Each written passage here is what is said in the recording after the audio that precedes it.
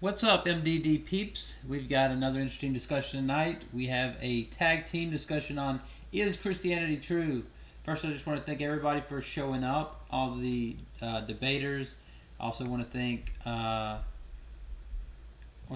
everybody who's in the live chat. Sorry we're getting off to a little bit of a late start. Had some technical difficulties.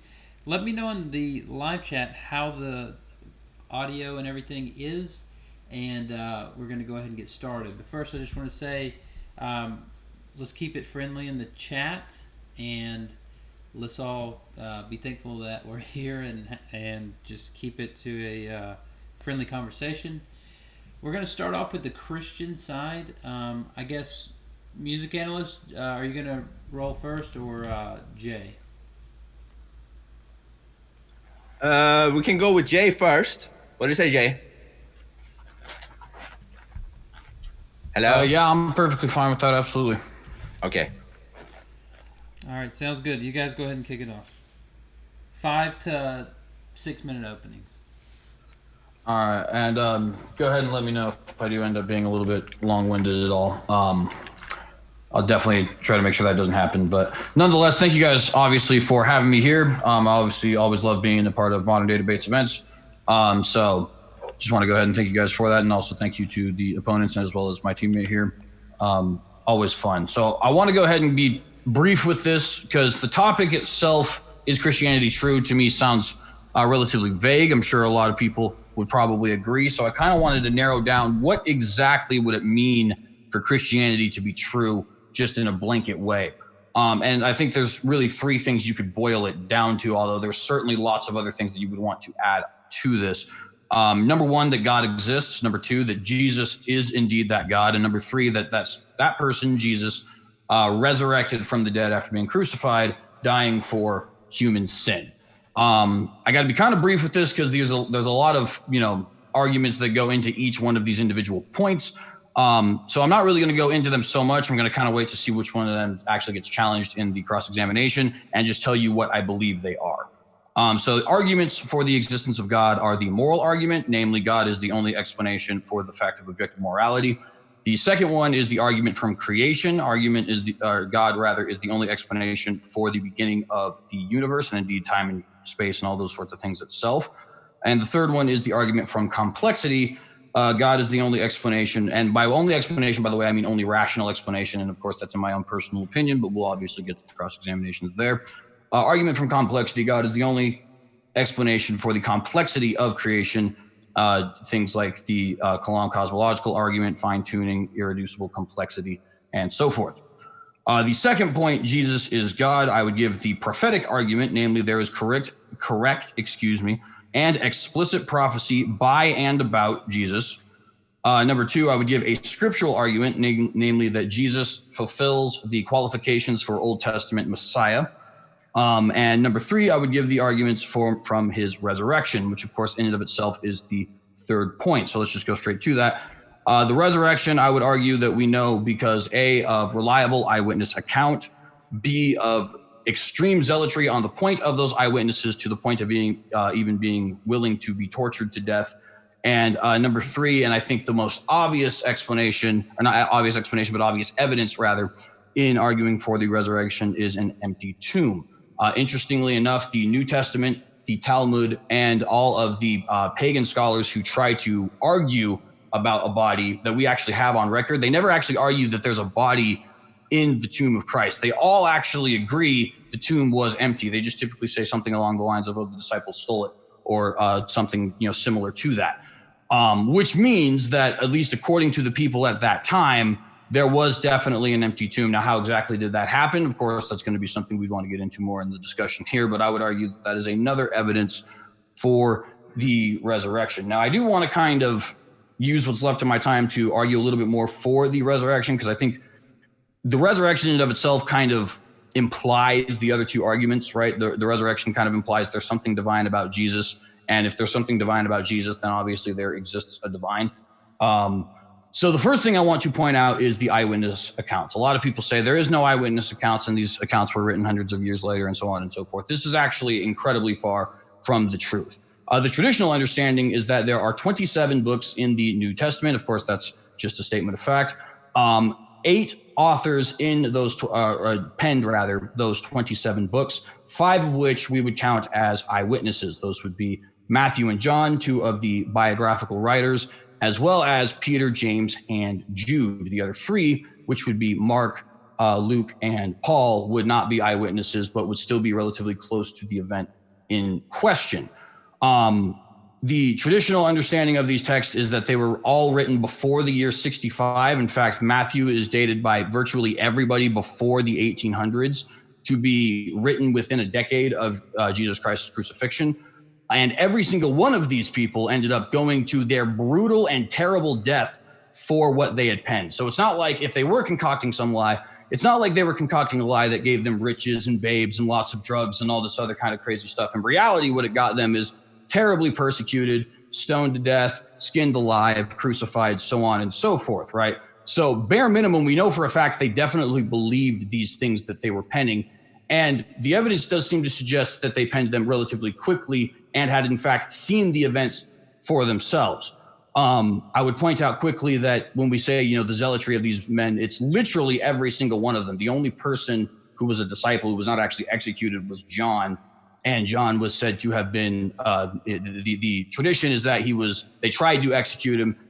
For some reason or another, it didn't work, and they exiled him to the island of Patmos, right? Nonetheless, the point being, every single one of these guys said, I definitely saw this, so we can rule out hallucination because there's no such thing as a mass hallucination, right?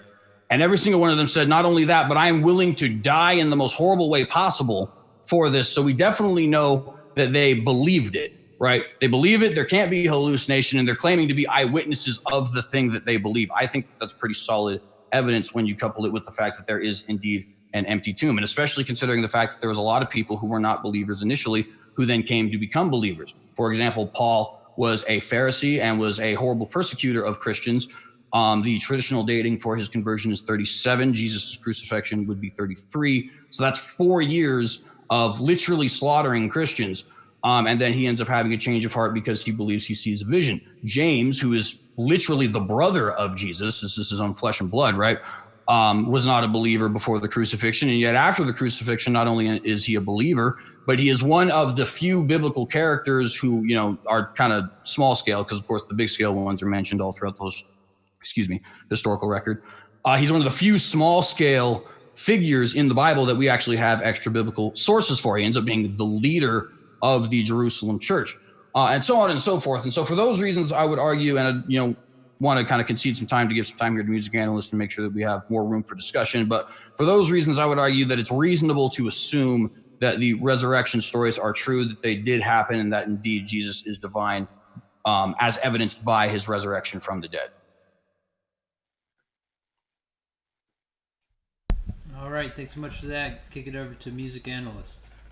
Okay, I'll just say this. I come from a very different place. I used to be an atheist for 10 years, or, my 20s. I used to be a pure atheist. I was like, these religions is just to, cause division and wars and this, that, the other. And also, I've also seen a bunch of fake preachers like, God loves money and you love God, therefore give money to God. So I saw a bunch of those preachers and I was like, fuck that shit. I don't think God exists. I don't think anything exists, until I came to my fucking senses, which I did a couple of years ago. And now I'm wearing a cross. Now, I don't know if everything in the Bible is 100% true. I don't know if the devil or whatever has tampered with it or, done something. I don't know. But I do know now that there certainly is a devil out there. Like, it's almost confirmed. Like, you see it in the music industry, you see it in the movie industry, you see it everywhere. You see it in the way humanity is today, because everybody is so fucking into themselves. What is that? That's negative ego, which is me, fuck everything else, me. And that you can translate to being like the devil. Okay, but I have some small little pictures I want to share. Can I just share the screen right here? I guess, right? Can I just share? 1 sec. Host disabled, participant screen sharing. Okay. Give me 1 second.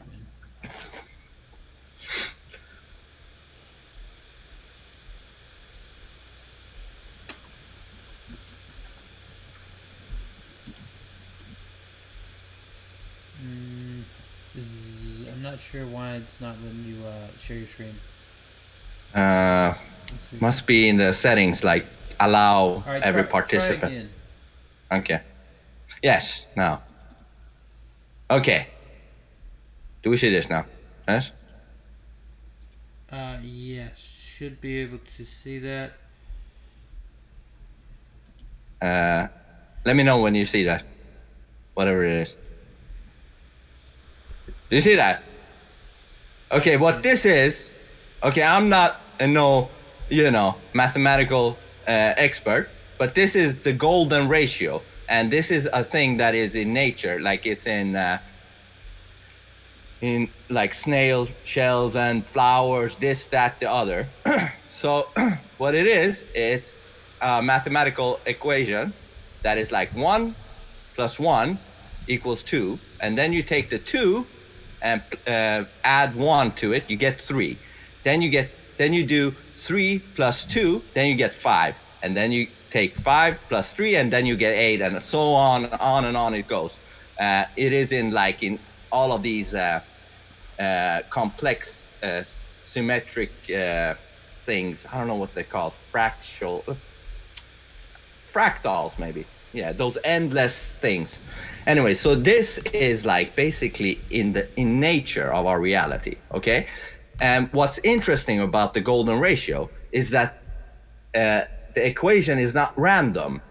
There is some intelligent thought that has made it so that it's like 1 + 1 = 2. Then you take 2 and the previous 1 and you get 3. And then you take 3 and the previous 2 and you get 5. So there is some intelligent being making the equation work like this. And it's not just random. It's not like 1 + 9 - 3, So it's something intelligent has made this.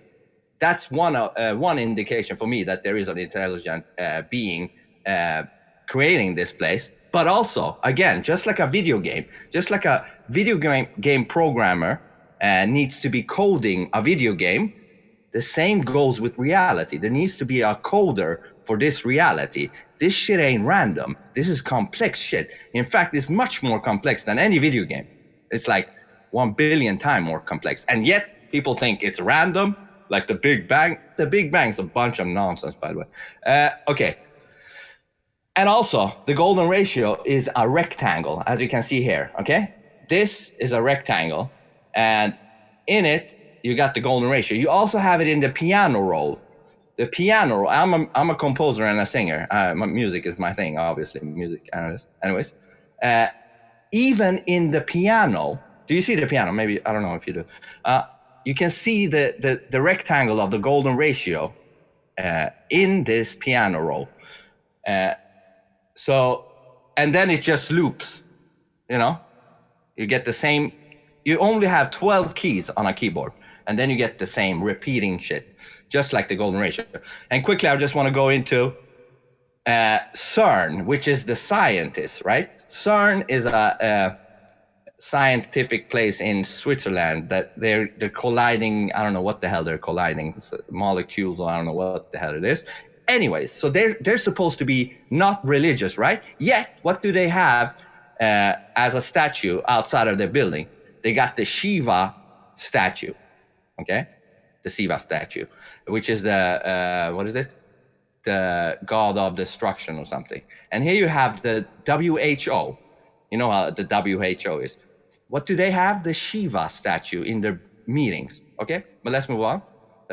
Here we have the devil's or Satan's statue in some court in, I don't know where it is. Anyways, fuck that. Let's move on. Oh yeah, there was a ceremony for this. What is it called? I don't know what it's called in Switzerland. The Cern project. They held this fucking weird satanic ceremony over there. Let me just I don't want to make it too long. Let me just show you. Oh, this thing doesn't let me get to the tabs. All right. Can I just minimize that shit?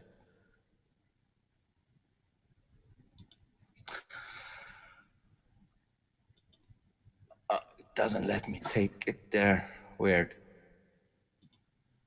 Oh yeah, then you got the Pope. You got the Pope. Do you still see the screen sharing, by the way? I don't. You don't? You don't see the screen sharing anymore? Yeah, your screen sharing. You're shaking his head. Okay, fuck it. Anyways, the Pope has a bunch of weird, you can check it out. Just type the Pope and some demon statue behind him in the building, in the church or whatever. And the building itself is like modeled like a reptile snake. So what's going on there? He's supposed to be Christian, right? But he got these devilish things behind him, and the whole building is a snake. Anyways, I'm done. So off to Jared or Jimmy, right? Got a lot of J's here. Yeah. Jared, Jimmy, Jay. Okay. Thanks so much for that music, Ganos. We'll kick it on Thank over you. Jimmy or Jared. Which one would like to go first? I'll go first. All right. And yes, there are a lot of Jimmys this evening. In fact, if we have one more, we could change the name to the Night of 1,000 Jims. So yes, I am Jimmy Winburn. Hold on, let me get my text up here. And yes, I do know it's a boy's name. I am a writer, artist, engineer, your typical everyday Ubermensch.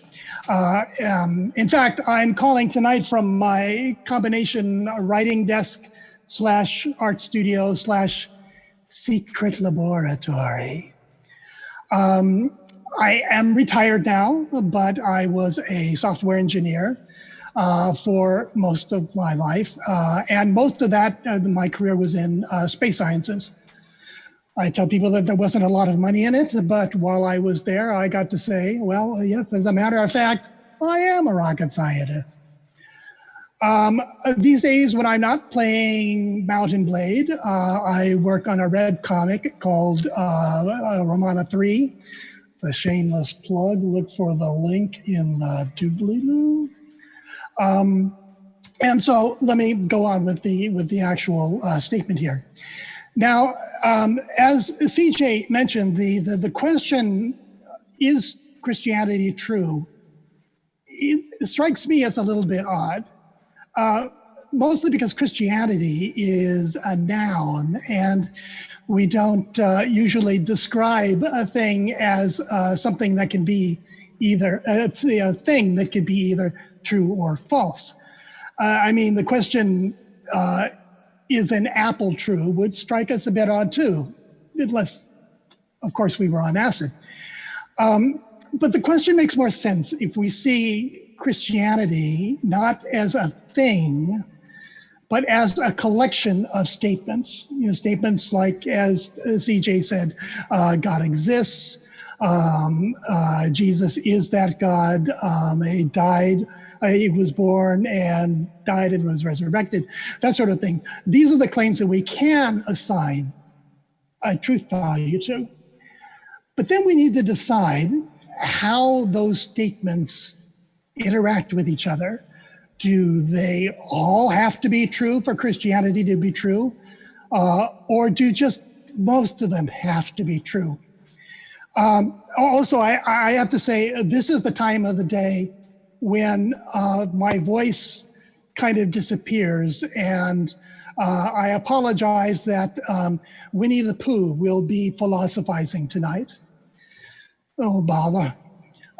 So anyway, science works on the principle that models only have to be mostly true to be useful. A perfect example of this is the theory of universal gravitation.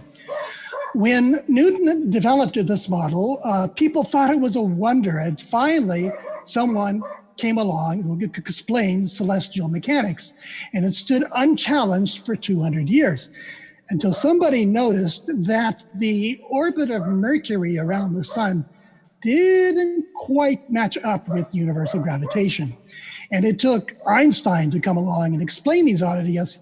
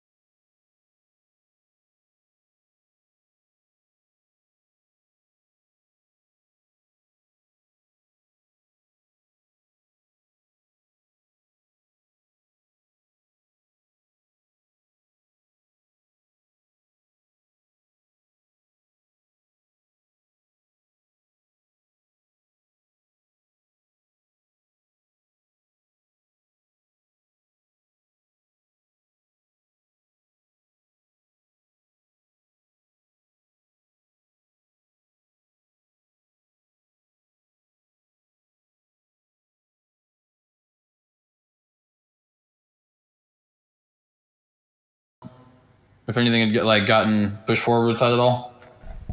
I do not know about that, honestly. Sorry to the audience. I'm not sure. It looks like I don't know. It looked like we got kicked from Zoom. So what we're gonna do is we're gonna start back up with StreamYards, but we're waiting on Jimmy to come back in here. So sorry about. Gotta pay the Zoom bill. About the technical difficulties. If Jared, if you could send Jimmy the link again. I've already sent it sure. twice, but and if Jared, if you wanted to go ahead and start while we're waiting, after you send that link for your side, that way we can go ahead and get back on track here. Yep. And here, sent that. And hopefully that'll go.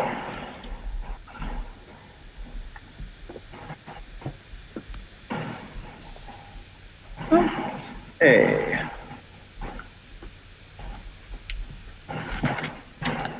Can you guys hear? Yep. Yes. Okay. I can hear. Everyone hear me? We're good? Yeah.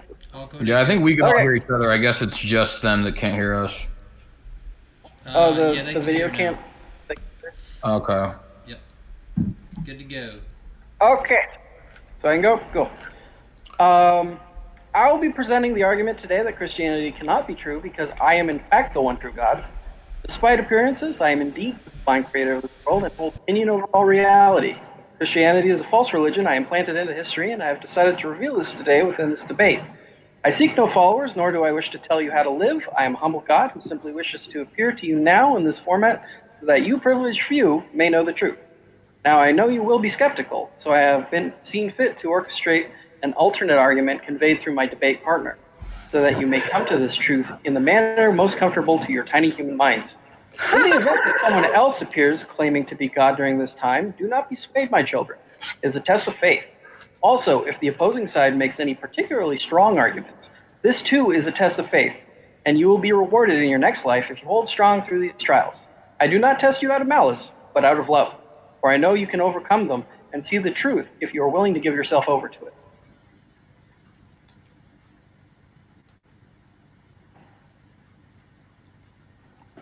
All right, is that all you have for your opening?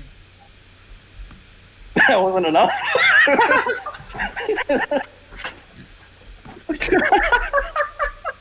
Hey, that's good with me. If that's all you got.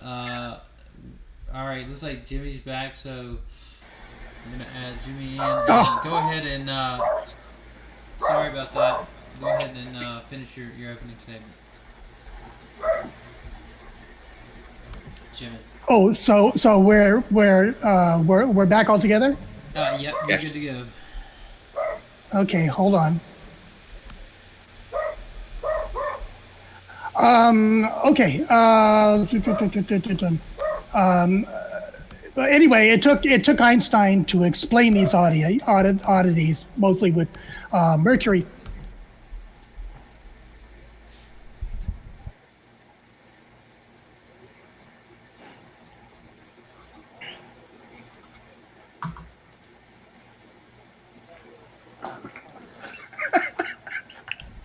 All right, you good to go, Jimmy? Yeah?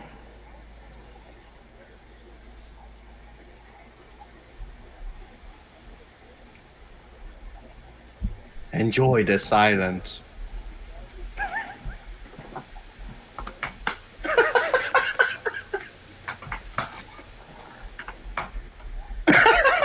What is happening?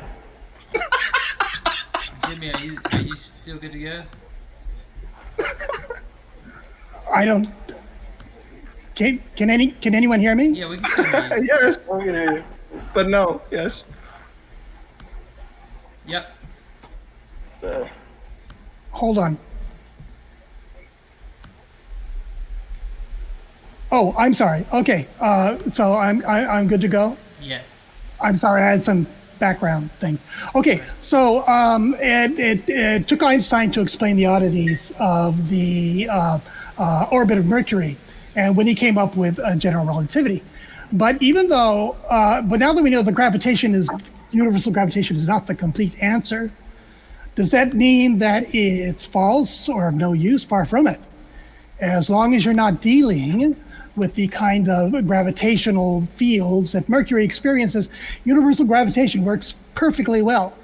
It's still used to predict eclipses, guide robots to Mars, and for, Kerbal Space Program. Christianity, though, doesn't function that way. Even Christians themselves tell you that the Bible is the inerrant word of God. The foundation of their faith is that the Bible is absolutely true. Not even one error can be discovered, or the whole system crumbles. But that leads to a problem. Some of the claims of the Bible aren't just wrong, they are spectacularly wrong. In particular, in Revelations 6:13, and it shows up in other places too, but in Revelation, it says that in the last days, the stars in the sky will fall to earth. And so the Christians will have to say something, well, yes, the stars can't fall to earth, duh. But passages like that are not supposed to be taken literally. The Bible can't be wrong, so those passages have to be taken figuratively. So even though the people that wrote the Bible couldn't have known that the stars couldn't just fall to earth, scholars will go to great lengths to show that that's actually what they meant. That passage has to be taken figuratively. They will show that the word can be interpreted figuratively, and if it can be interpreted that way, then that must be the correct interpretation because, of course, the Bible can't be wrong. Monty Mills in Revelations, an exegetical study in the Revelation of John, says that, talks about how other people explain this passage by saying, well, some believe that these stars refer to fallen angels. He concludes with his own interpretation that it seems best to understand these as asteroids or meteors. The problem here is that Christians just assume that a verse is to be taken literally until science or whatever shows that it can't be. Then they will shift gears and try to explain how it can be figurative. A good example of this process was the Roman Catholic Church take on evolution. There was a time when everyone just assumed that Genesis described how God created all of life on Earth. Then Darwin et al. Comes along and shows how the origin of species can be explained by natural causes. The church fought against this idea for years until they finally conceded and proclaimed that, yes, God created the world, but the evolution explains how he did it. Yeah, even Genesis should not be taken literally. It's obviously just poetry. And that's a direct quote from Father Burns from my Catholic thought class. And I have no idea why I did that in a very bad Hungarian accent, especially because he was from Iowa. But this recasting of passages as figurative, when the need arises, is essentially saying the Bible is absolutely true, except when it isn't. But even then, it's still absolutely true. Faith is saved. This is essentially a God of the gaps argument. As human knowledge increases, more and more the Bible has to be seen as figurative, and God becomes smaller and smaller. And that's a horrible argument for saying that Christianity is true. QED, thank you. All right, thanks so much for that. We'll kick it over back to the Christian side to open up the live chat. Okay, let me just say, you talked about gravity. First of all, it's a theory. Gravity is a theory. They have not said that they know exactly how it works. It's a theory. You know what I believe right now? Right now, I used to believe the ball thing, everything that goes with it, the space and all that nonsense. Now I don't. Now I know the sky is the limit, literally. This is like a simulation. Up there is a limit. The sky is the limit. It's not just a thing you say. It's literally the limit up there. Anyways, I just want to quickly put this in. The whole Big Bang Theory is a bunch of nonsense. It's a fantasy story, period. Yeah, it was Yes, continue. Yes. Yeah, I did it. Huh? I did that. Jared did it. I did it. You did what? Okay. Jared's God. So. Okay. No, nobody's God. Okay. Only God. Okay. Go on. You said that it's ridiculous. Why do you? Nonsense. Completely nonsense. You know why? They say first there was nothing. Okay. There was nothing. Endless nothingness. They say. Okay. Forever nothingness. But something decided to ignite and spark this whole thing, and out of that explosion, millions and billions of years ago. By the way, who measured that? Who was there? Like, this was 65 billion years ago. Anyways, science is the new religion. Let me just put that in. Science is the new religion without being a religion.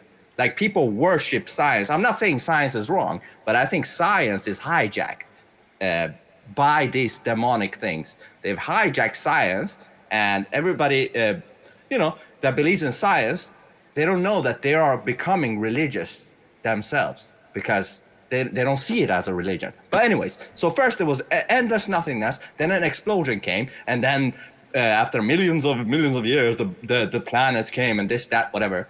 That's just to make you think you're nothing. They want to make you think this is all random, that there is no God. You're trapped on this little ball that is just insignificant in the endless vast space, okay? Everything is pointless. Everything is just spinning, and there is no real meaning, okay? But now I'm not saying the earth is flat, but if it is, it proves that there is a God. Because if this is a special place created by the architect of this reality, then that proves there is a God. But they want you to believe that everything is just random, it came from nothing, and then you only get one life, and then what happens after you die? You get back to the endless nothingness. But there's a problem with that. You have to be conscious to be able to realize that you died and now have entered endless nothingness. They say you only have one life. That's bullshit. There is more evidence talking that we are endless souls that live on. We just change vehicles, like the body is a vehicle. It's just like a fucking video game. You choose a character, and when you're done with that, you go on to the next character, and on it goes forever. Anyways, I don't want to talk too much. Jay, or what was it, Jerry? That's Jimmy, right? Yeah, Jay. just unmute your mic whenever you want to talk, and if you would mute your mic when other people are talking, because I think there's an echo, and the audience is saying. Oh, you're talking to me. For everybody. Okay. The audience is saying there's kind of an echo, so I was going to Okay, I'm mute. Yes. Go ahead. Everybody.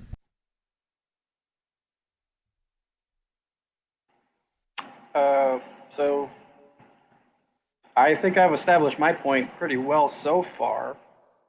Did anyone have anything they wanted to ask God? No?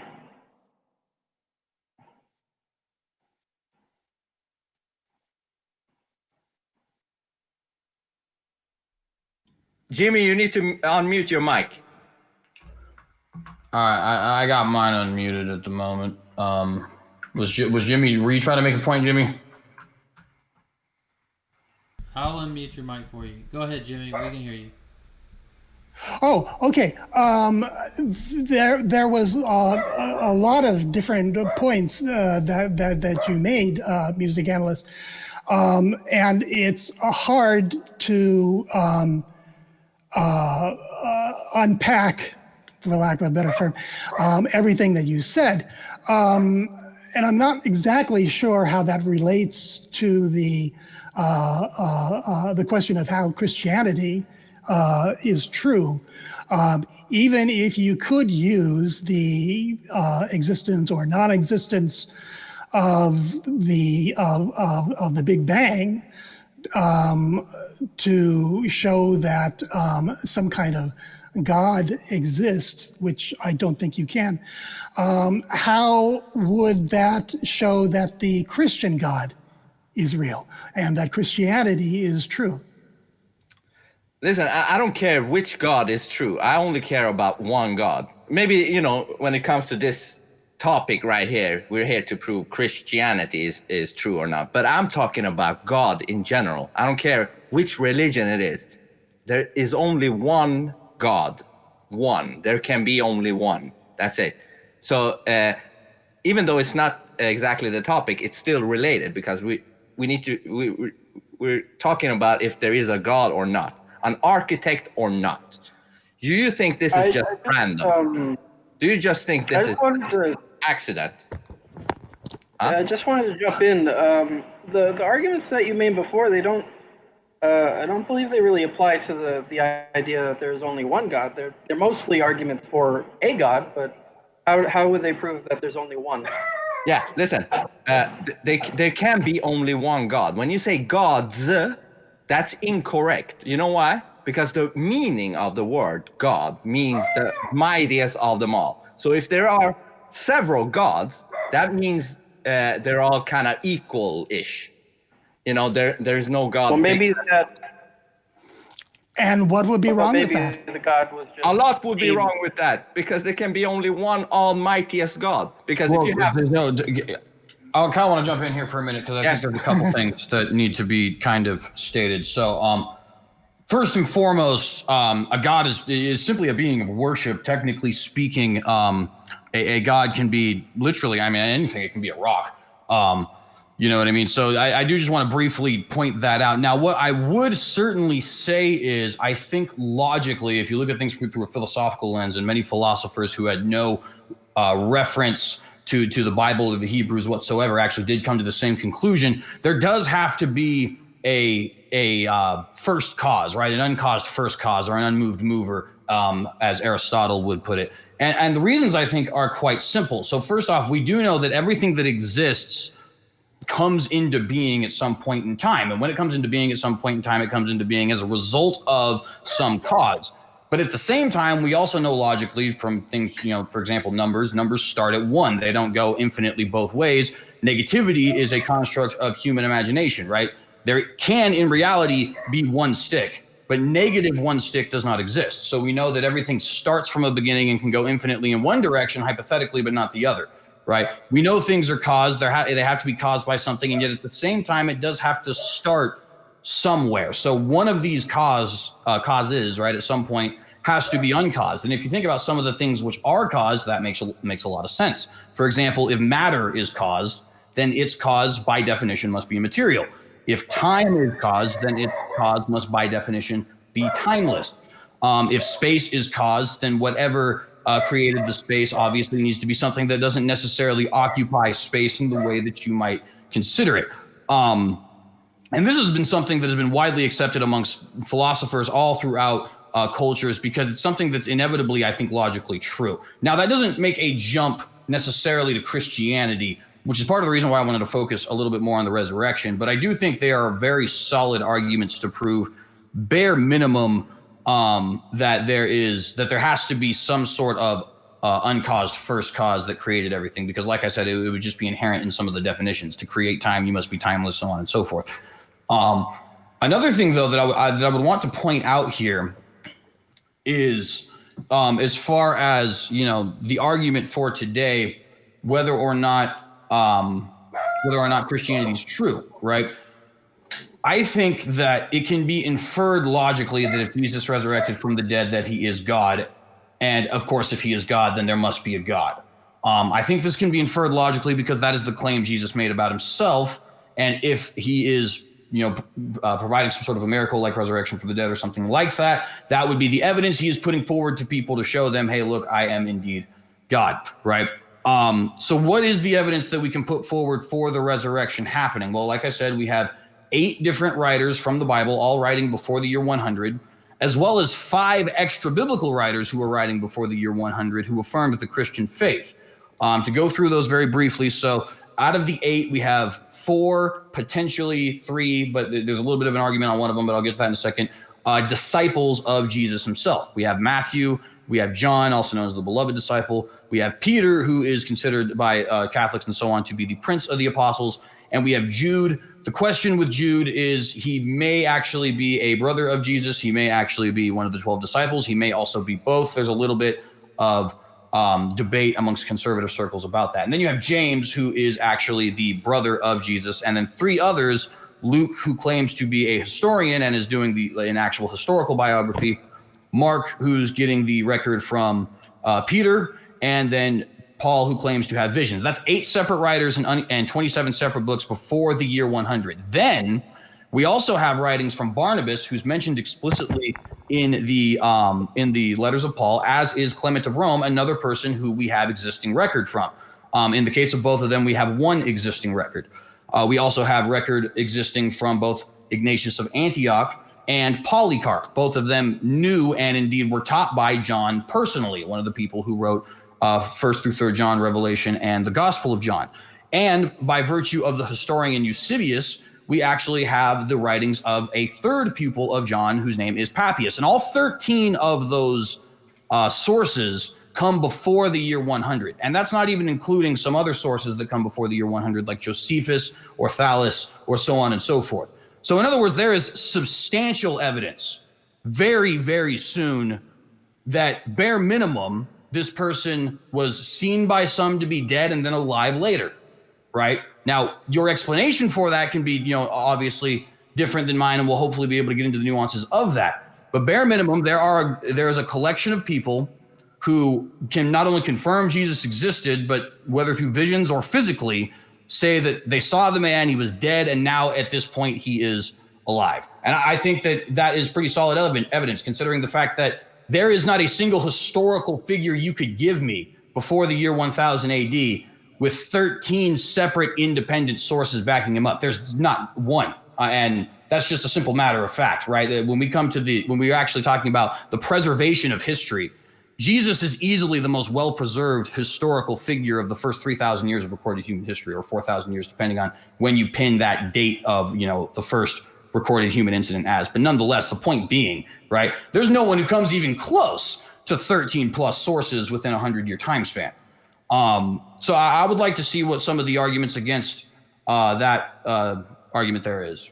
Okay, basically what you are saying is that there are these books that are written that say that Christ was such and such and God and all that. But that's it. They're just books. I mean, how is that different from Jared here saying that he's God?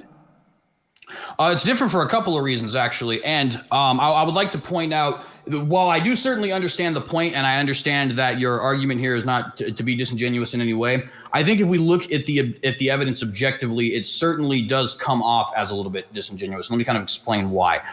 So first and foremost, when we see, let's say hypothetically speaking that somebody 1,000 years from now sees this video and they end up, obviously using it as an argument for Jared being God, right? Let's just say hypothetically that happens, right?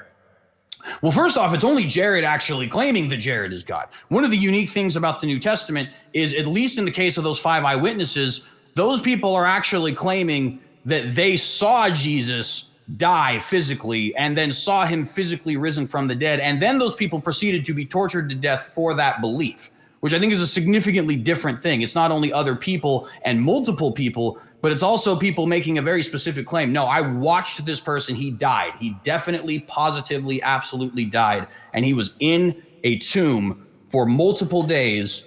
And then I saw him alive again, physically speaking, to the point where I could put my finger in the holes, as we see in the book of John, chapter 20, verse 28, right? So, I mean, I think that's a significantly different claim than just, oh, well, I think I'm God. Well, okay, well, do you have any followers who claim to have seen your miracles? Can you perform a miracle for me today? You know, it's interesting. There's not a single opponent of Jesus from his time who ever said he could not work miracles. There were people who said he was a witch. There were people who said he was some sort of an evil sorcerer. There were people who said that he was a son of Satan. Not a single person has ever recorded saying he couldn't work miracles. Why is that? I posit to you that it's because they couldn't. They knew he worked miracles. They saw it for themselves. And I think that's a significantly different claim than just, you know, well, hey, I'm saying that I'm God today. Well, there's just a difference. Go ahead. Can I? Sure. Yeah. Your argument mostly applies to the fact that there's a popularity and a religious fervor around Jesus. It doesn't necessarily prove that he is God.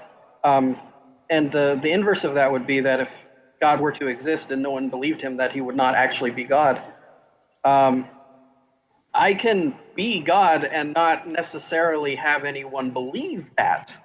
That is not actually a component that's required. Also, when we're talking about testimony from witnesses,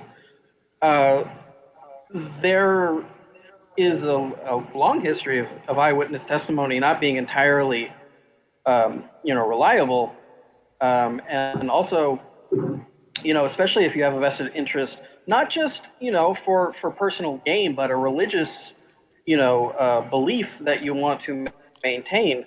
It's entirely possible that you could be persuaded to believe something that you saw was Christ when it was just perhaps a similar person. There may be a figure that simply resembled Christ and then took on the mantle when he is supposed to have been resurrected. It's entirely possible that, it's a double act of just someone coming along, claiming the mantle of Jesus, and the apostles needing to have a belief to stand for, buying into that, and people who have not personally seen Jesus, only heard description of him, seeing a man with long hair and just deciding that is the Christ resurrected.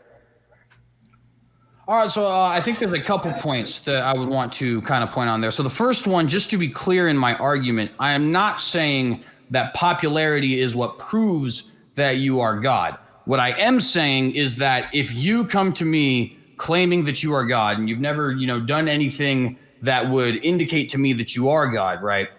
That is different than, say, Jimmy comes to me and say, no, you don't understand. I watched Jared walk on water with my own two eyes, right? Bare minimum, right now I'm having somebody, whereas you could easily be making it up, there's a very, very high chance that if Jimmy doesn't know you personally and doesn't have any sort of a vendetta, right, or agenda, that he's probably not making that up. Now, potentially, there could be another argument as to why that occurred, or maybe he was an optical illusion or something along those lines, right? But my point in saying that is any old cult leader, egotistical, narcissistic thug can show up and say, hey, I am God, right? And of course, anybody trying to make a point can say, I am God. And any comedic actor can say, I am God, and so on and so forth. Literally anybody can say, I am God. That's perfectly fine. But it's different for somebody to actually show up and genuinely believe this person is God. Say, no, I watched this happen with my own two eyes. And by the way, not only that, but you're going to throw me to the lions for it, and I'm perfectly fine with that, because here's the thing. I saw that happen, and you're not going to convince me otherwise, right? I mean, that's a significantly different thing than just popularity or than somebody just self-claiming, right? It's just to give an example, right? We know for a fact Al-Qaeda believes Islam, right? Would you not agree that it's a completely different thing for Al-Qaeda to say, I believe Islam 1,400 years later, and Al-Qaeda to say, I believe Islam, and I walked with Muhammad, and I watched him levitate, and I watched the moon be split, and so on and so forth. Bare minimum, you know that the guy in the latter example not only firmly believes it, but also has been convinced using his reasoning ability. Whether or not that reason is flawed, we can get to that, but he definitely believes by virtue of reasoning, not hearsay or anything like that, by virtue of his own experience, right, that this person is divine in some way. I mean, we would have to agree that that's different. It's just simply not the same, right? A couple of points. One point, that you bring up about the apostles being tortured for their beliefs as evidence of God. As I study history, I am amazed at the number of truly stupid ideas that people will devote themselves to, sometimes even to the point of martyrdom. And the corollary to that, the stupider the idea, the more likely they are to be to get violent when those beliefs are challenged. So the fact that the apostles allowed themselves to be tortured for the beliefs really is not all that convincing. Well, so because I want to point something out real quick, because the response is not necessarily geared towards what I said, and it's a slight distinction, but it's very important. Bare minimum, would you agree that the disciples being tortured for their belief indicates strongly that they believed it was true? Is that something we could agree on? I would be, yes, I would believe that if the books or the Gospels were written by the people that they say they were written by, that those people would definitely believe what they say. But right, just so, because That's another point. How do we know that the writings by the apostles are firsthand and not claiming to be the apostles? Well, so I will get to that in a second, but I just want to follow up really quick with this point that I'm trying to get out here with Jimmy. Because my question then is, since we can agree, because it's pretty obvious, right, that they definitely believed that, right? Why is then my immediate question. What causes a person who has been around this person for years on end now, 3 years at least, right, living with him day in and day out, to say, I saw this man physically dead, and then 40 days of his resurrected body, I hung out with him physically resurrected? What causes an entire group of people, including people who did not previously believe, like James, to believe something like that? I mean, that would have to be a pretty extreme event, don't you think? Okay, one other thing. It's actually she, it's not he. Did I say he? I apologize. I did mean she, because. Okay. All right. You may have said she, but my brain sometimes mishears things. You are still going along with the idea that these books, going with the gospel, are firsthand accounts. And the general consensus is that none of them were. In fact, the earliest books that we have of anything in the New Testament are the epistles of Paul. And Paul says very plainly that he was not a firsthand witness to Jesus. He said he had a vision of Jesus. Let me just interject here. Listen, there's no point in wasting time here. Like Jay, they won't believe that the Bible is real, and you won't believe that what they're saying is real. So let me just ask Jimmy and Jared, right? Why don't you believe in God? Forget about religion. Forget about anything. Why don't you believe in God? That's what I'm interested in. We can go back and forth arguing this. You won't believe Jay, and he won't believe you. So why don't you believe in God? I want to hear from both of you. Why? Give me a good fucking reason why you don't believe in God. That's what I want to hear. There are various things about the New Testament and the Old Testament that I find very troubling. People No. Don't even take that into it. Why don't you know? God doesn't have to be connected to any religion. Just think about: is there a creator or not? Forget about the New Testament, Old Testament, this, that, whatever. Is there a God or not? And if not, why? Why don't you believe there's a God?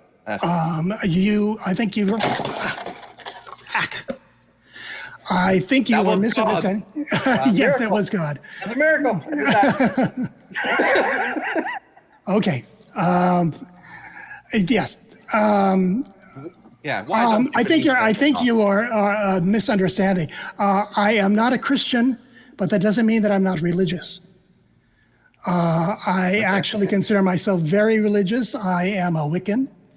And so I posit a God, but that God is definitely female.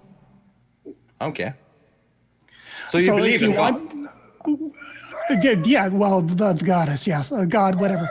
Who cares what gender it has? I mean, Yeah, that's true. why would it have a gender? Is it dating somebody over there?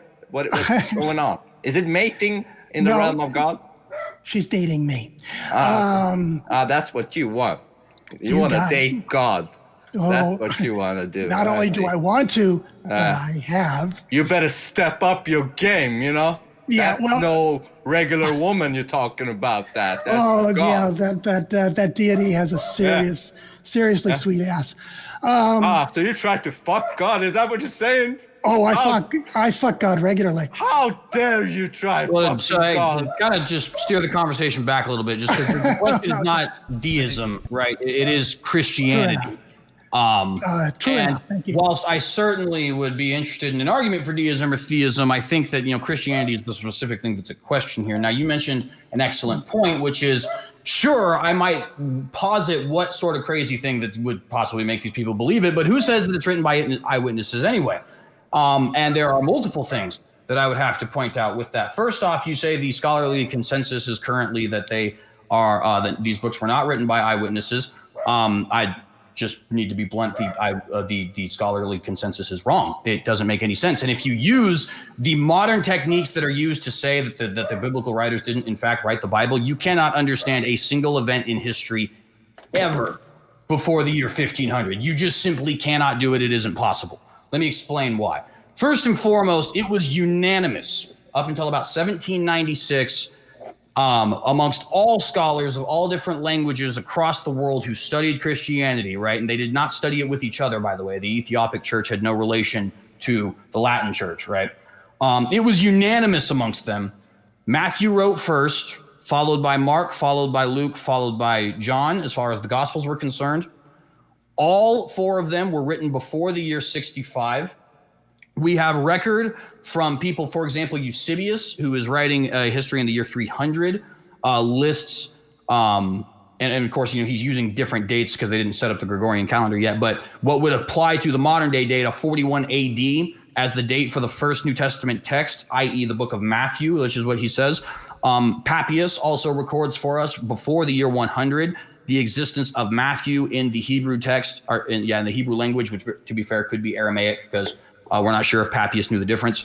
And also the existence of Mark in the Greek text. We know for a fact that at least some of Paul's epistles were written after the Gospel of Luke for two reasons, actually. Reason number one, he quotes Luke. And reason number two, and much more importantly, Luke and Acts are a two-part set that is actually sent to Theophilus on behalf of Paul. Theophilus is believed by many, although this is not proven to be fair. Theophilus is believed by many to be a lawyer. What is proven, though, is that Luke was indeed sending this text over to Theophilus on Paul's behalf for some reason. We just don't know whether or not Theophilus was Paul's lawyer. Nonetheless, that is before the year 64 when Paul was executed, which means Paul's later writings have not actually been written yet. And that's a bare minimum of at least 3 of them that have actually been written before the year 65. To be blunt with you, there is absolutely no evidence whatsoever to support modern biblical scholarship. Markan Priority is false. The Q document is false. The idea that they wrote it after 75 is false. And I honestly would really like to see some evidence for any sort of a difference here, because quite frankly, we don't treat any other document like this at all, right? There's no other document that, for example, First Peter says it was written by Peter. There is no other documents in the world that, even though there's no evidence to the contrary, and we have something on the in the text within itself saying that this was written by a certain person, where we say, no, I don't think so. And to give you a perfect example of how absurd that is, I'm claiming right now that the Gospel of John was written in about 65, right? Our earliest fragment of the Gospel of John is found in about 125. That's 60 years later. That's barely any time at all in the historical grand scheme of things, especially when you consider our earliest manuscript of, for example, the Gallic Wars, which nobody questions that Julius Caesar wrote the Gallic Wars, is 900 years after the writing of the Gallic Wars. 900, I mean, that's absurd, right? That is insane. So if we're going to start saying, oh, well, these books weren't actually written by the people you claim they were written by, all right, then all history, literally ever, outside of the Renaissance and forward, we're just agreeing didn't happen, I guess, right? I think it would be more a matter of... Jared, before you guys respond, I'm sorry. Before you guys respond, I'm going to. We're only going to go for about 5 more minutes on this because we need to leave a little bit of time for the Q&A. So I'm going to give you a chance to respond, and then maybe we'll do like a 1 minute closing for everybody to kind of give their final thoughts. So go ahead and respond, and then we'll go to that. Okay, I was just going to say, your argument at most is that we can prove certain parts of what was written are true. And to your point about historical documents, we don't know for certain that they were written by the people who claim they are. We're just using the documents that we have and going on our best knowledge. We don't necessarily know that every single document of history is true, but it is our best, estimation of it. If evidence were to contradict parts of that history, then the evidence, if it were empirical or some other form, would take precedent over that. And there's many parts of the Bible in which empirical evidence does run counter to what is claimed in it. Like what, though, in regards to this in particular? Because I know some things you might claim, like, for example, there's people can say Genesis and what have you. There's tons of things we could argue about. But in particular, as it pertains to the people who wrote these books, what empirical evidence do you have that, for example, Matthew didn't write Matthew?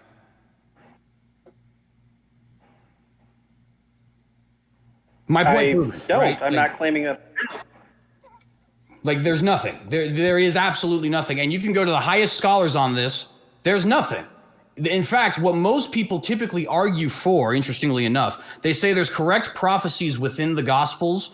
Therefore, the Gospels must be written after those prophecies, which in my opinion is just hysterical, right? People will say, oh, show me a correct prophecy. I show you a correct prophecy. And then they'll say, oh, well, that's a correct prophecy, which is impossible. So therefore, it must have been written after it. Now, show me a correct prophecy. Different argument, of course. But the point being, right, it's a very presuppositional argument.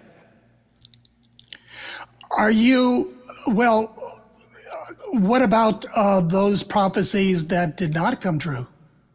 Like what? Like the destruction of Tyre. Tyre was destroyed. Tyre was obliterated by Alexander the Great. It was not obliterated. It was. Obviously it wasn't obliterated. We didn't have nuclear bombs, but I think you know what I mean, right? Certainly parts of it were destroyed. Almost every city in the world has been partially destroyed. Even Rome was partially destroyed in 64 AD. But the thing is that the Bible prophecy says that Tyre will be completely destroyed and it will never be rebuilt, and people will forget about it. And Tyre was never destroyed. In fact, you can go to Tyre today and it's still there. So that is a prophecy that failed to manifest. And if the Bible is the inerrant word of God, how do you rectify that, other than to say that some of these passages that say that Tyre will be destroyed should not be taken literally? Hey, we're going to give you a chance to respond, CJ, and then after he responds, just so we can get some questions in, we'll have to go to the Q&A. So go ahead and respond to that, and then we'll kick it. Can I just take a minute after? Yeah. I'm going to actually give everybody 1 minute closing. Yeah, so okay, yes, okay, yeah. All right, so I just want to go ahead and quote here, right, from ancient.eu, right? Tyre's 30,000 inhabitants were either massacred or sold into slavery, and the city was destroyed by Alexander the Great in his rage at their having defied him for so long. The fall of Tyre led to the rise of Carthage as the survivors of the siege who were able to escape Alexander's wrath by bribery or stealth founded the new city in the north of Africa. So not only is it an accurate prophecy, but we see that the destruction of Tyre that was actually laid upon the city was so strong that the Phoenician culture ceased to exist because they had to flee and they rebuilt themselves as the Carthaginians. So I would just simply want to ask again, where exactly do we see failed biblical prophecy? Because in this example, what I'm seeing is something that absolutely came to pass. That definitely happened. And by the way, just to be clear, ancient.eu is not an apologetics research center or anything like that, right? They are just simply recording certain events in history. They don't care what Ezekiel had to say at any point in time. You know what I mean? So that would just be kind of where my argument there would end. All right, thanks for that, CJ. Why don't we just start with you to go ahead and start with your 1 minute closing, and then we'll go to music analysts, and we'll move that way. That way we give, since you guys had the opening word, we'll give the non-Christians the closing word. All right. So the thing that I would kind of say to wrap this up is, I think as we've seen over the course of this argument, it's kind of dicey for the atheist to try, or for the non-Christian, I should say, to actually come up with a solid argument as to how it is that we can explain these resurrection stories without the resurrection actually being true. At first, we started with, is it true that, can we agree that these people definitely believed this? And of course, the answer was yes, because why else would you have no earthly gain whatsoever and then allow yourself to be tortured to death? Then we asked the question, why would eyewitnesses come to believe that a person they saw die rose from the dead and ate and supped and slept with them and all that other kind of stuff for the next 40 days? And the best that we could actually end up seeing here was that, well, we don't actually know that these gospels were written by the eyewitnesses. But when we challenge that, right, when we look and compare it to every other historical document we see that not only is it absurd to claim that these documents for some reason can't be trusted, while all of these other hundreds of thousands that are hundreds of years after their original writings, right, are things that we can trust. But on top of that, we actually have greater evidence for Jesus than most figures of this time. There is nobody who has 8 to 13 different historical sources within 50 to 60 years of their death outside of Jesus in that same time frame. And I challenge anybody to try and find one. I challenge anybody to prove it. So for Hannibal, for Alexander the Great, for Sun Tzu, for Julius Caesar, you simply can't do it. And the reason is that evidence doesn't exist for any other figure, right? Jesus, and this is Bart Ehrman, not me, he's talking about the New Testament, right? But the story of Jesus is the most well-established story in the history of antiquity, bar none. Bart Ehrman, by the way, is not a believer. He is, in fact, anti-Christian in a lot of ways. The most well-preserved, well-attributed document of all time, at least before you get to, a certain point in history when we start recording things a little bit more. I don't know if I necessarily want to say trustworthy. We haven't had a bunch of wars, burned a bunch of stuff down in a good long time. But nonetheless, point being, I think when you look at those arguments laid out there, right, the only true argument you really have against the rise of Jesus is these people didn't actually write it. And if you actually look at that argument, it just doesn't actually have any evidence behind it. All right, thanks so much for that. Music analyst? Yeah, I just want to say it's so hard to prove things in the history. Only time will tell if the Bible truly is true. I mean, you won't convince any of the non-believers until reality confirms it to you. So only time will tell. I just want to say the devil, you can just look, why is the devil, like the elite people of this world, why do they worship the devil? Why? Have anyone asked that? I don't want any answer. I just want to put that question up. I just want to say this.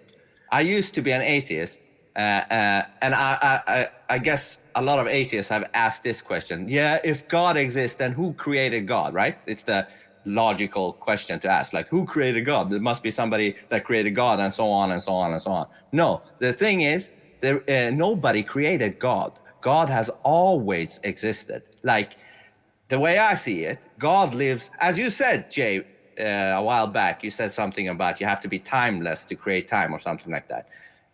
Exactly that, timeless. What I believe is, in the realm of God, is just a stream of endless time. And then that God, when it created this virtual reality, whatever you want to call it, it made it limited. Therefore, we, we only understand a beginning and an end, of time.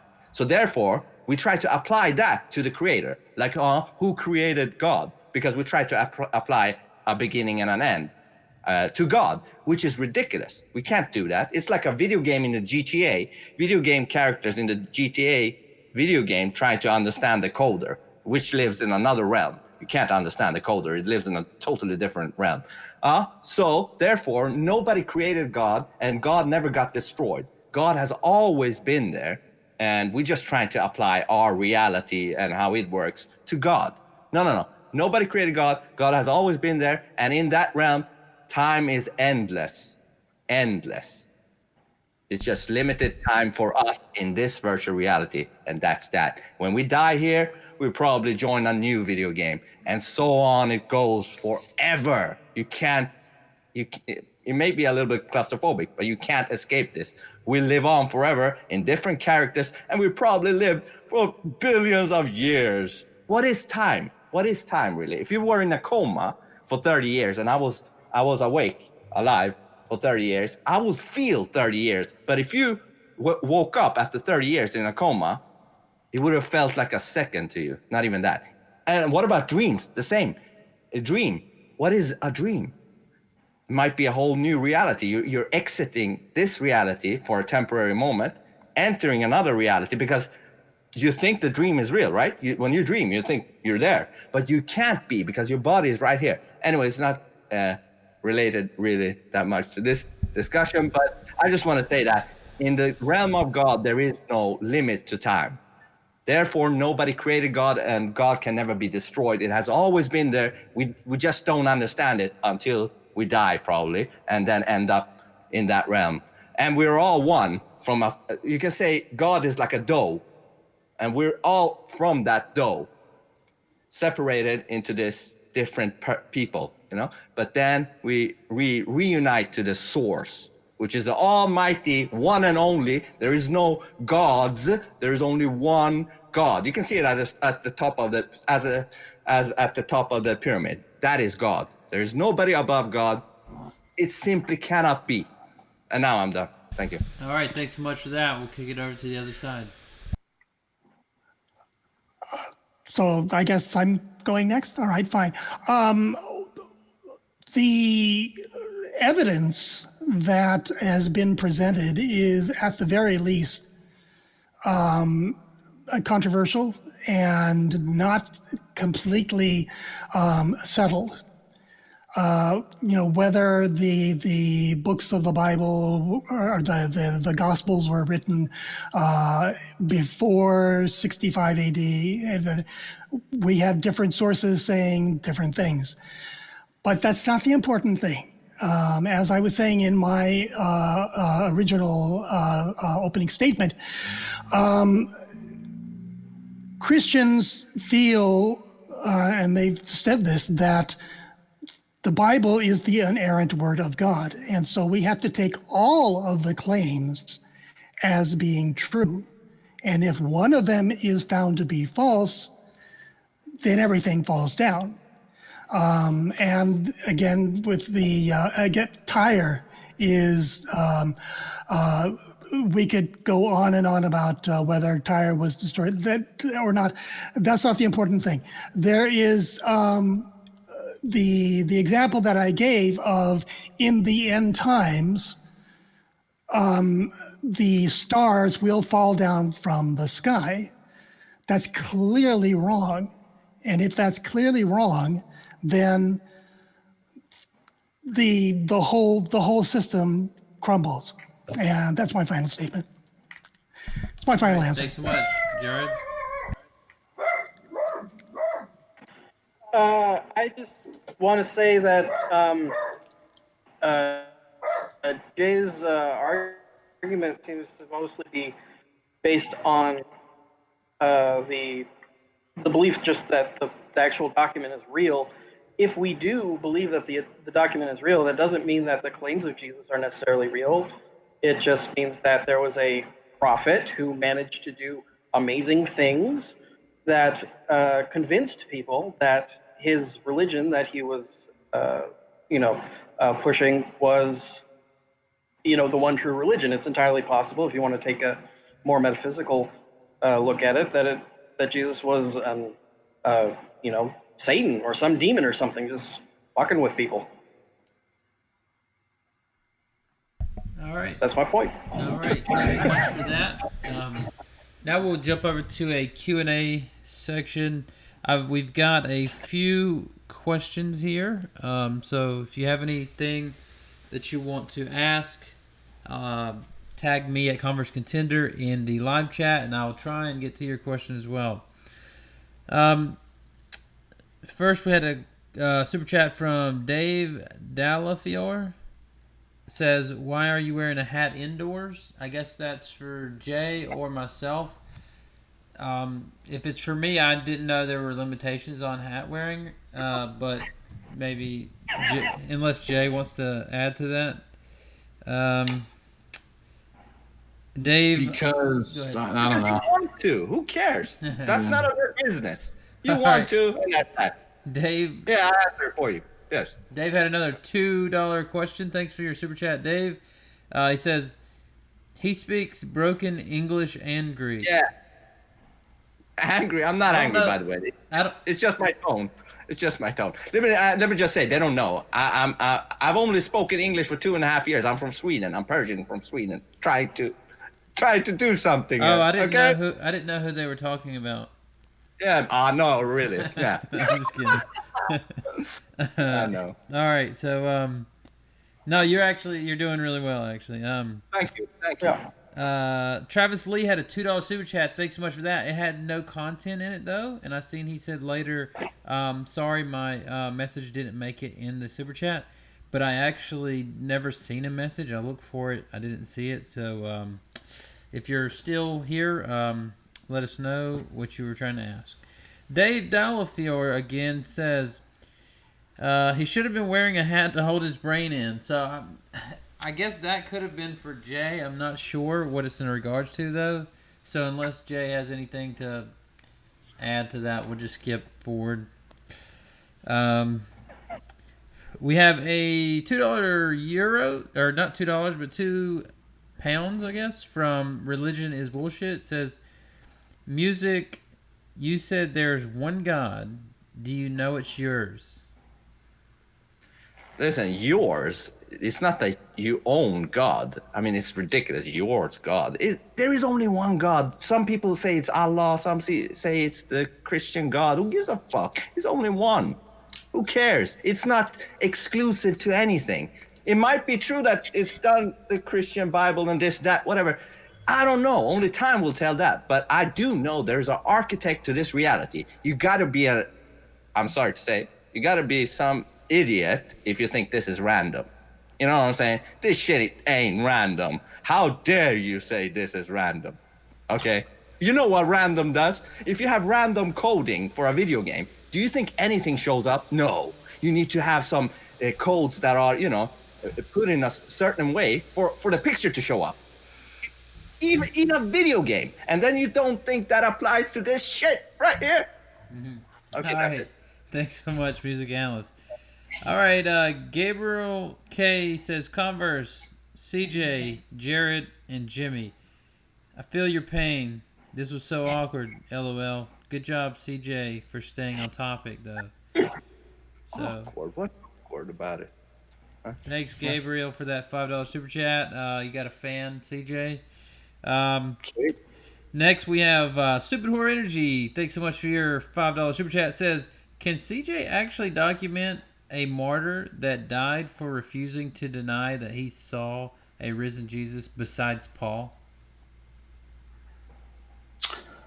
Yeah, actually, in fact, I would question what history she is reading, because you can actually find documentation of all of them being executed without exception. All 11 of the non-John apostles, right? All 11 outside of John, they were all executed. And I say that not including Judas, replacing Matthias with Judas. Judas himself, of course, killed himself.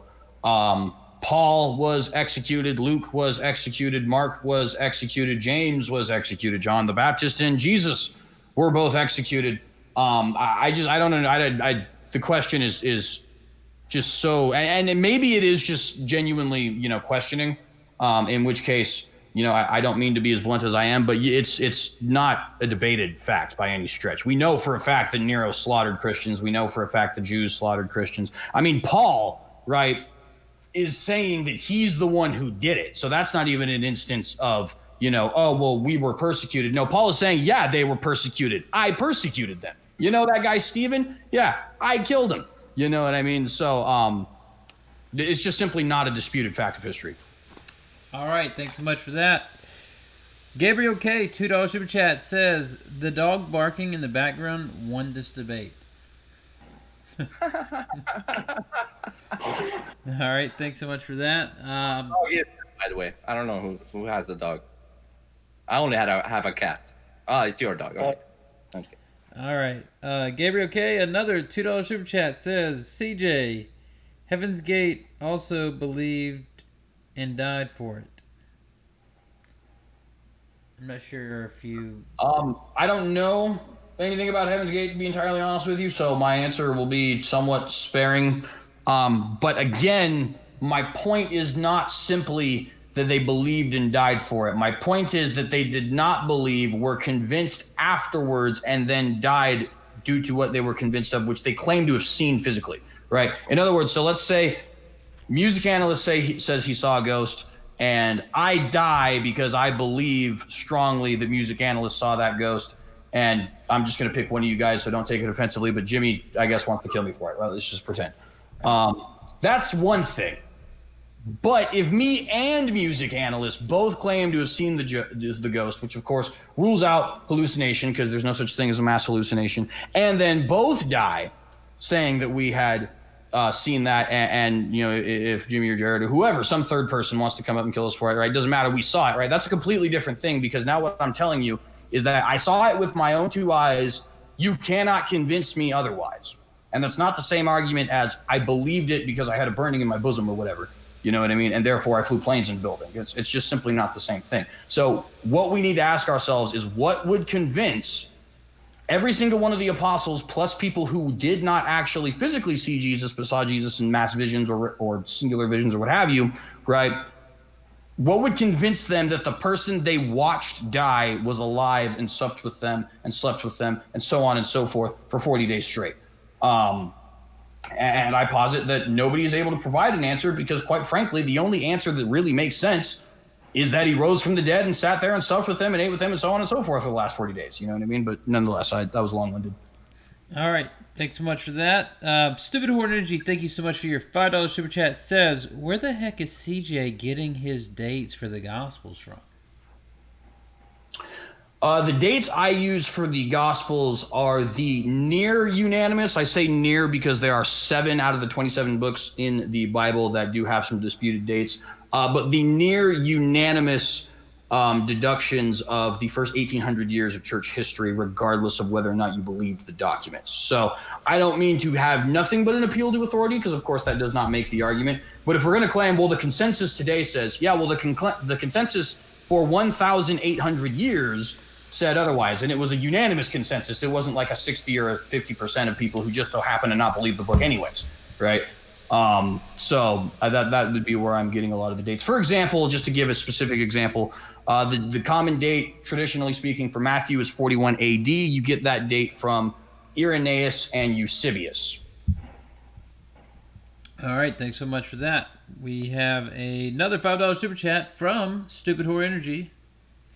She says, Mark 5 uses the word legion, which is a Roman word, which means these stories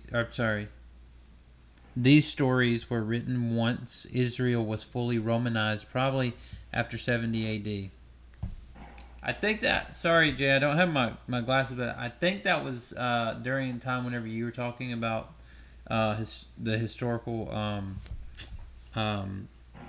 dates of the Gospels, and she's referring to this legion term used in Mark 5. Right. Well, it's just simply not true. It's just not that the word legion isn't used. The word legion is used, but the idea that somehow means that it had to have been written after 70 is just not accurate, and there's no reason to believe that it is accurate. The Romans conquered Jerusalem around 47 BC, some 80 years before Jesus was crucified. They absolutely would have been. In fact, Paul was a Roman citizen, for crying out loud. They absolutely would have been familiar with the Latin language. So I just dismiss that argument. It's not a good one.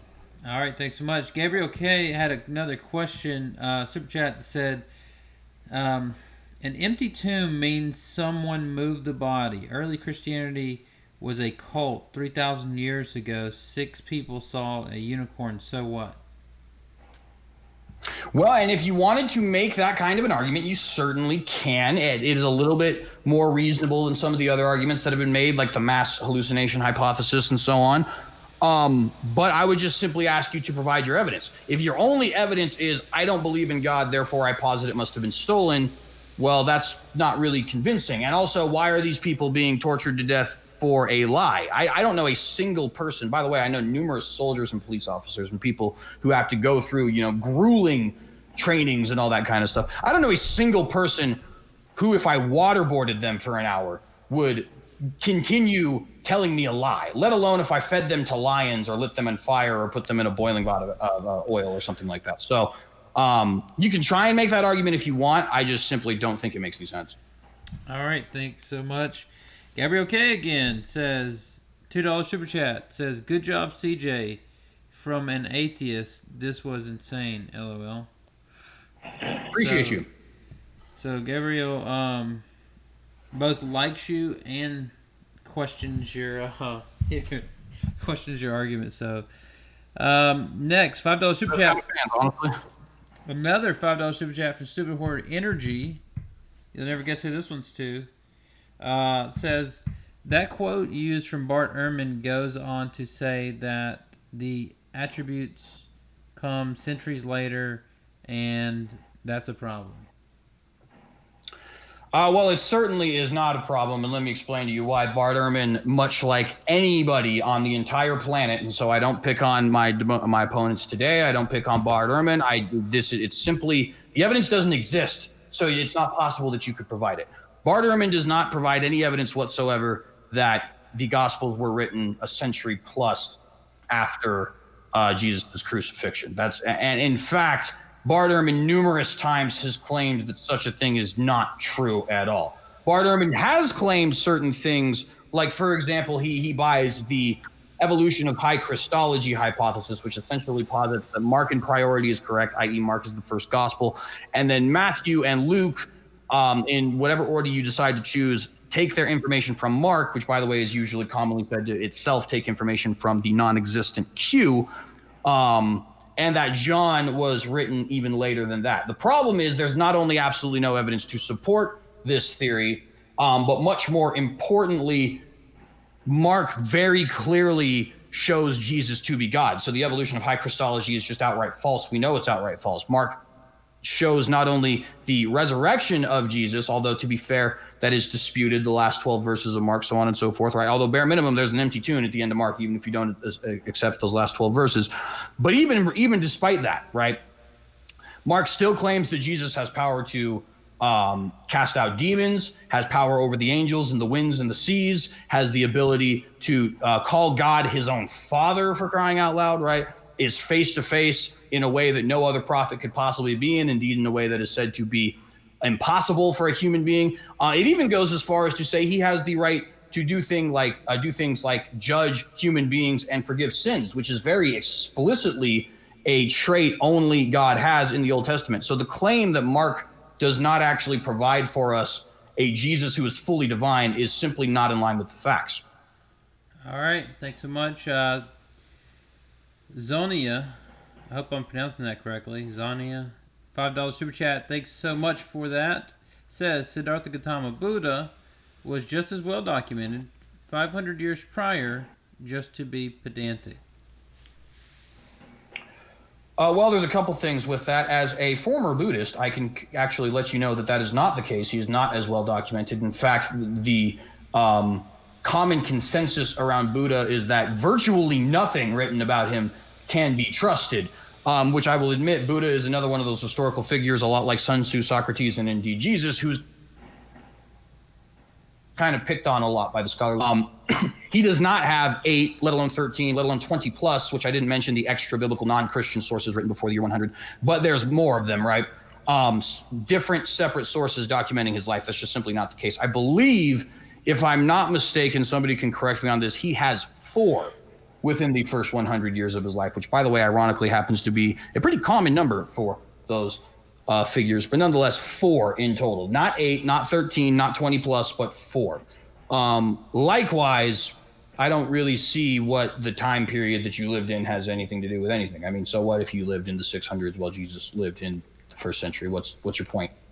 All right, thanks so much for that. Gabriel K, $2 super chat, says music analyst reminds me of Edgar from Mr. ID, LOL eggs. I'm What not sure. the heck? Yeah, I'm not sure about that reference. I don't even know what the hell that is, so I'm not sure either. All right. Maybe the person is right. I don't know. All right, we'll move forward. Obi-Wan Kenobi says, what do the atheists think of Pascal's wager? I'm guessing he means like Jared and you as well, Jimmy. Oh, Jimmy, are you? I'm sorry. Are you? Hello? Jimmy, you're muted. Can you hear me? Hold on a second. Yeah, I can hear you, Jared. Go ahead. I just unmuted you as well, Jimmy. So go ahead. Oh, okay. Yeah, Pascal's wager. It is the idea that if God exists and you believe in him, then everything is fine. If God exists and you don't believe in him, everything is still fine.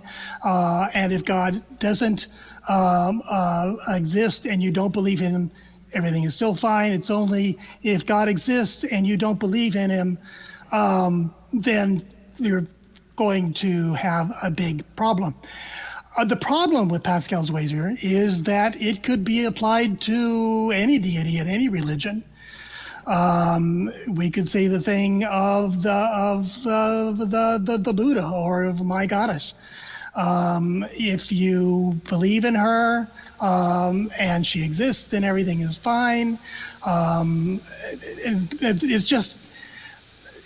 It's a wager that you're going to lose because there are so many different gods around. No. Also, I mean, just because it's convenient, or gives you better chances of a better outcome, it doesn't mean that it's true. It just means that you're taking the most convenient belief. And also, belief is not necessarily something you choose to have. You either believe it or you don't. If you're believing it based on some self-serving reason, then in all likelihood, even if you picked the right God, you would end up there, be sensed as not having true faith, and then still get all of the negatives of not believing. It's all about your actions, really. When it comes down to it, it's all about your actions. Are you doing good deeds or bad deeds? If you're doing bad deeds, you're going to see that. Listen, this is how I see it. There's a devil and there's a God. Both are from the one and almighty God, but there's two sides of God. So if you do bad deeds, you are telling God, whatever, with your free will, which side of God you're on. Are you on the devil's side? If you're doing bad shit, yeah, you're turning into the devil's side. But if you're doing good shit, you're going into God's side. Why do I sound like this? Anyways, when you're talking about two sides, does that mean is that not two gods, or is that? No. In God's realm, there is only one. But in this reality, it's a dualistic reality. A life, death, up, down, inside, out. Cold, warm. All of that shit. Bad, good. So, with your free will, which was given by the one and only, with your free will, you are showing God what you want by your actions. With your free will. So if you're doing bad shit, you're telling God, I want to be on the devil's side. But outside of this realm, there's only one entity. But in this realm, it's a dualistic reality. It's yin and yang. That's it. So your actions, even if you don't, if you're not, with a religion or anything, it doesn't matter. If you're a good person, then you're good. That's it.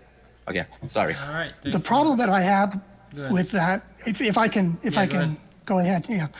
The problem that I have with it, you made a lot of claims, but you didn't give any evidence for those claims. And one of the rules of logic is that a claim that is made without evidence can be dismissed without evidence. Yeah, what evidence do we have for the Big Bang? The fact that when the stars are measured, that there is a definite redshift to the light that they produce, the farther they are away. We don't even know if those things are what they've told us they are. We don't even know that. Listen, this flat Earth thing, I thought it was ridiculous 2 years ago. But when you start to look into it, you start to ask questions because some things don't add up. But that's a whole nother debate. Anyways. All right, thanks so much for that. Yes. All right, thanks so much for that. We'll move on to the next question. A question from Tioga says, do you or CJ even know what the fling is, Converse Contender? I don't know what that is. The fling? Yeah, I think it's some type of European heritage thing. Fling, Highland, Laddie, Hornpipe, Flora, McDonald. Any of these dances mean anything? I'm sorry for that. The children of the night here. The children of the night. Shut up! About the children of the night.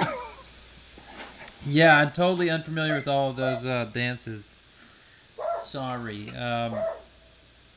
Sunflower, $2 super chat says, atheists are unhappy, hedonistic con men.